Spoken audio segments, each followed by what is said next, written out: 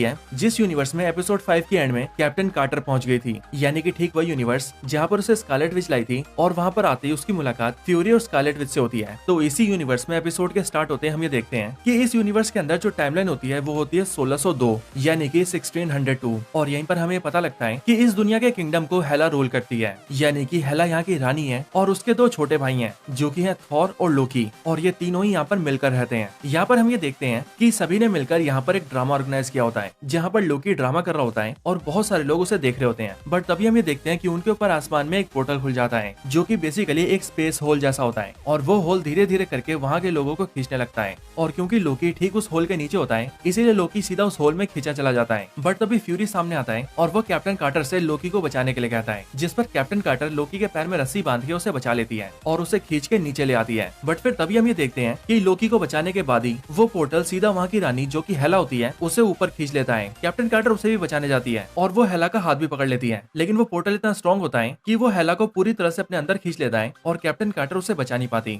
But यहीं पर ही हम ये देखते हैं कि हेला के हाथों में उसका सेप्टर होता है जो कि हेला के हाथों से छूट जाता है और हेला के होल के अंदर जाते ही वो सेप्टर नीचे गिर जाता है। हेला के पोर्टल के अंदर जाते ही थॉर को इस बात का बहुत दुख होता है, लेकिन फिर हैप्पी होगन सामने आता है जो कि वहाँ की आर्मी का कमांडर होता है और वो सभी के सामने हेला के बाद अब थॉर को वहाँ का राजा घोषित कर देता है, यानी कि अब से थॉर वहाँ का नया किंग होता है जो कि सेप्टर को अपने हाथों में उठा लेता है। लेकिन थॉर अपनी बहन के जाने की वजह से दुखी तो होता ही है बट उसके साथ ही वो गुस्सा भी होता है और वो गुस्सा होता है कैप्टन कार्टर से। वो कैप्टन कार्टर से कहता है कि स्कारलेट विच ने अपनी पावर्स को यूज करके तुम्हें यहाँ पर लाया था और वो इसीलिए ताकि तुम हमारी मदद कर सको और यहाँ पर जो अजीब घटनाएं हो रही है और हमारे लोग गायब हो रहे हैं इस चीज से हमारे लोगों को बचा सको, लेकिन तुम ऐसा करने में फेल हो गई और अब यहाँ पर मेरी बहन हेला जो कि यहाँ की रानी थी वो खुद भी उस होल के अंदर चली गई और अब वो हम सबसे दूर हो चुकी है। और फिर इसीलिए थॉर अपने सोल्जर्स को ऑर्डर देता है कि वो कैप्टन कार्टर को बंदी बना ले, लेकिन जैसे ही वो सोल्जर्स कैप्टन कार्टर को पकड़ने जाते हैं वैसे कैप्टन कार्टर उन सबको पेल के वहाँ से भाग जाती है। इसके बाद ही हम ये देखते हैं कि कैप्टन कार्टर वहाँ की बिल्डिंग्स पर चढ़कर भाग रही है और सोल्जर्स उसका पीछा कर रहे हैं और फिर यहीं पर ही वॉचर अपीयर होता है और वो हमें यहाँ की स्टोरी समझाता है। वॉचर हमें बताता है कि ये एक ऐसा यूनिवर्स है जिस यूनिवर्स के टाइमलाइन के अंदर यहाँ का साल है 1602। आगे वो बताता है कि उस पूरे मार्वल मल्टीवर्स के अंदर ऐसे बहुत सारे यूनिवर्सेस हैं जो कि रोज ही डिस्ट्रॉय होते हैं और उसी तरह से ये भी एक ऐसा यूनिवर्स है जो कि कुछ टाइम में खत्म होने वाला था और उसी बात के संकेत इन लोगों को मिलने भी लगे थे। और फिर इसीलिए हेला,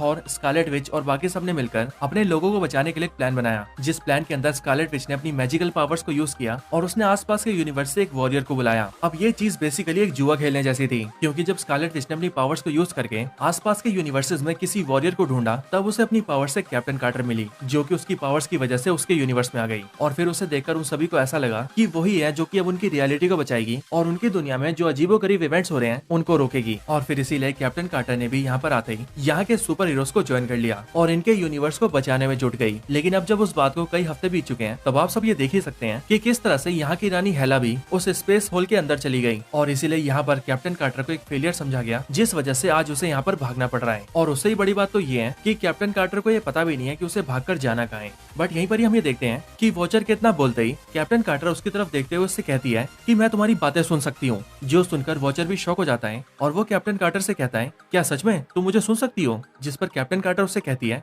हाँ बिल्कुल, लेकिन कभी कभी। इसके आगे वॉचर इससे कहता है कि तुम अगर चाहो तो मैं तुम्हें तुम्हारे यूनिवर्स में वापस ले जा सकता हूँ, तुम्हें यहाँ पर रहने की कोई जरूरत नहीं है और वैसे भी यहाँ पर तुम एक ऐसी लड़ाई लड़ रही हो जिसके बारे में तुम्हें पता भी नहीं है। बट ये सुनते ही कैप्टन कार्टर उसे समझाती है कि मैं जानती हूँ कि यहाँ पर क्या चल रहा है। वो कहती है कि मैं समझ चुकी हूँ कि यहाँ पर दो टाइम पीरियड्स आपस में जुड़ चुके हैं, जो है 1600s की सेंचुरी और 21st सेंचुरी, और इसीलिए अगर मैं किसी भी तरीके से इन दोनों टाइम पीरियड्स को अलग कर दूं तो फिर उससे सब कुछ ठीक हो जाएगा, लेकिन अगर मैं ऐसा नहीं कर पाती हूँ तो फिर कुछ ही टाइम में ये यूनिवर्स खत्म हो जाएगा। बट ये सुनकर वॉचर उससे कहता है कि इसमें कोई बड़ी बात नहीं है, मैं इस पूरे मल्टीवर्स के अंदर रोज ही ऐसे मिलियंस ऑफ यूनिवर्सेस को देखता हूँ जो कि रोज ही मेरी आंखों के सामने खत्म होते हैं। सो इसीलिए ये नॉर्मल बात है, इसीलिए जो हो रहा है उसे होने दो और तुम अपने यूनिवर्स में वापस चली जाओ। बट कैप्टन कार्टर उससे कहती है कि जब तक वो यहाँ पर है तब तक वो अपने सामने इस यूनिवर्स को खत्म नहीं होने देगी एंड इसीलिए वो वापस जाने से मना कर देती है और वो ये फैसला करती है कि वो इस यूनिवर्स को बचा कर ही रहेगी। इसके बाद ही दूसरी तरफ हम ये देखते हैं कि अपने राजमहल के अंदर थॉर सभी से बातें कर रहा होता है, जहाँ पर थॉर के साथ निक फ्यूरी, स्कारलेट विच और हैप्पी होगन भी होते हैं। यहाँ पर ये लोग उन्हीं इवेंट्स के बारे में बात कर रहे होते हैं जो अजीब इवेंट्स उनके यूनिवर्स में हो रहे हैं और इसीलिए स्कारलेट विच थॉर को बताती है कि ये सब इसीलिए हो रहा है क्योंकि एक दूसरे टाइम के अंदर कोई ऐसा आदमी है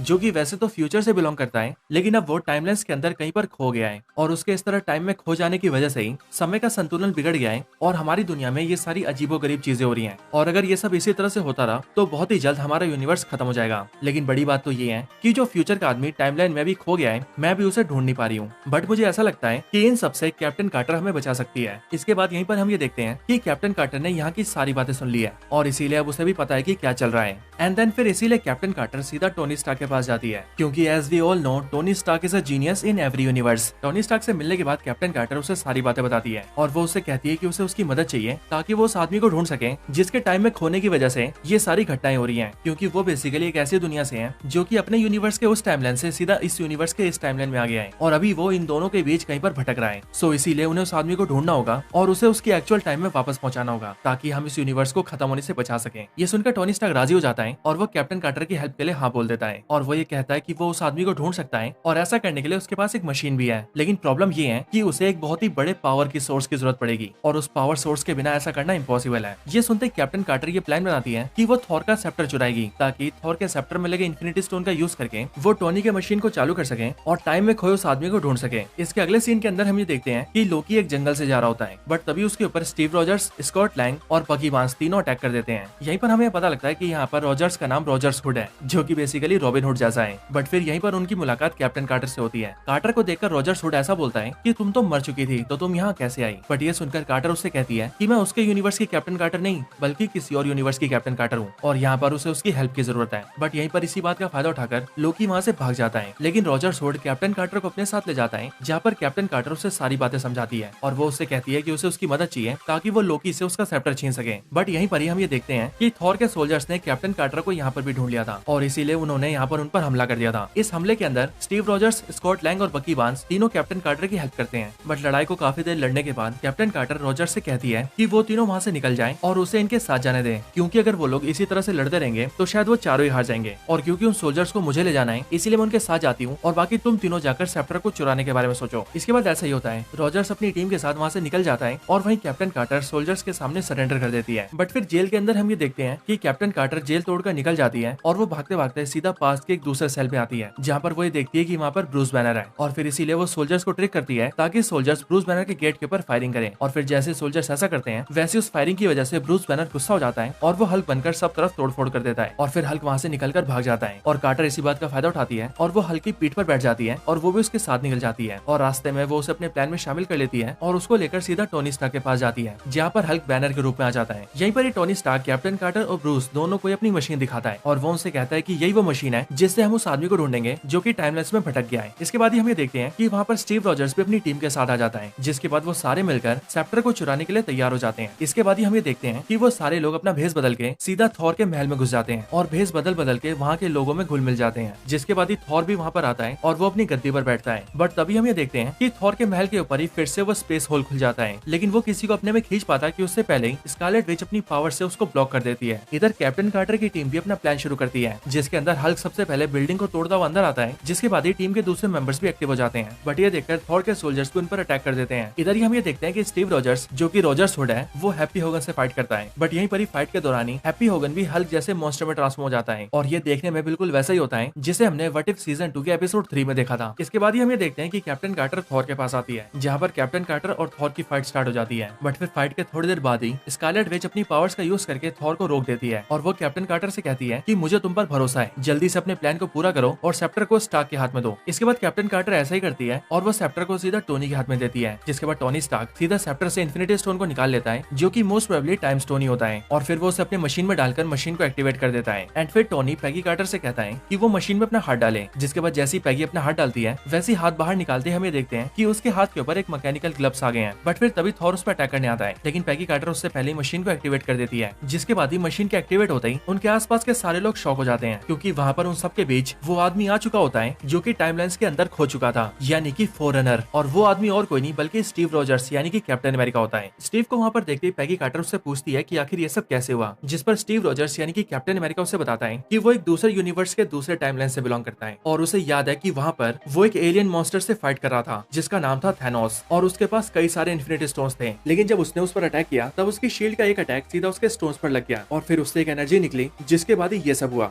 यानी यानी कि वो टाइमलाइंस के अंदर कहीं खो गया। ये सारी चीजें थॉर भी देखता है और इसीलिए थॉर कैप्टन कार्टर से कहता है जो कैप्टन कार्टर ने कहा था वो बिल्कुल सही था और इसीलिए उसने जो भी किया वो बिल्कुल सही किया। और फिर इसीलिए थॉर कैप्टन कार्टर से कहता है कार्टर जल्दी से उस काम को पूरा करो जिसके लिए तुम्हें हमने यहाँ पर बुलाया है। बट कैप्टन कार्टर ऐसा कर नहीं पाती और वो इसीलिए क्योंकि उसके सामने स्टीव रॉजर्स था जिसे वो खोना नहीं चाहती थी। लेकिन तभी स्टीव रॉजर्स कैप्टन कार्टर के हाथ में लगे ग्लव्स का बटन दबा देता है और वो पैगी कार्टर से कहता है कि उन्हें ऐसा करना ही होगा। और फिर तभी हम ये देखते हैं कि सब कुछ ठीक हो जाता है और जो स्टीव रॉजर्स कैप्टन कार्टर के सामने खड़ा होता है वो अपने टाइम में वापस चला जाता है। एंड देन फिर इस तरह से कैप्टन कार्टर अपने काम को पूरा करती है। फिर इसके एंड सीन के अंदर हमें देखते हैं कि कैप्टन कार्टर एक जगह पर बैठी होती है जहाँ पर उससे मिलने के लिए स्ट्रेंज सुप्रीम आता है। स्ट्रेंज सुप्रीम को वहाँ पर देखते ही कैप्टन कार्टर उससे कहती है स्ट्रेंज तुम कैसे हो, जिस पर वो पैगी कार्टर से कहता है पैगी मुझे तुम्हें एक कहानी सुनानी है। और फिर हम ये देखते हैं कि इसके साथ ही ये एपिसोड यहीं पर एंड हो जाता है और स्क्रीन पर लिखा आता है टू बी कंटिन्यूड, यानी कि इस कहानी को अगले एपिसोड में पूरा किया जाएगा। तो दोस्तों यही थी वीडियो व्हाट इफ सीजन 2 के एपिसोड 8 के ऊपर। आप सभी को वीडियो कैसी लगी और इसकी पूरी स्टोरी कैसी लगी ये मुझे कमेंट्स में जरूर बताएं। और अगर आप सभी को ये वीडियो पसंद आई हो तो आप कमेंट्स के अंदर what if, Marvel what if या फिर व्हाट इफ एपिसोड 8 जरूर लिखें। और हाँ, वीडियो को लाइक भी जरूर करें क्योंकि एज आई ऑलवेज सेज आप सभी के लाइक्स और कमेंट्स से ही हमें मोटिवेशन मिलता है। तो बस आज की इस वीडियो में इतना ही। वीडियो को यहीं पर एंड करते हैं। वीडियो पसंद आई हो तो लाइक करें, चैनल को सब्सक्राइब नहीं किया तो भी कभी सब्सक्राइब करें, वीडियो शेयर करना चाहते हैं तो ज्यादा से ज्यादा शेयर करें और आप सभी इसी तरह से हंसते और मुस्कुराते रहें। मैं मिलता हूँ आपसे ऐसी किसी और बेहतरीन वीडियो में,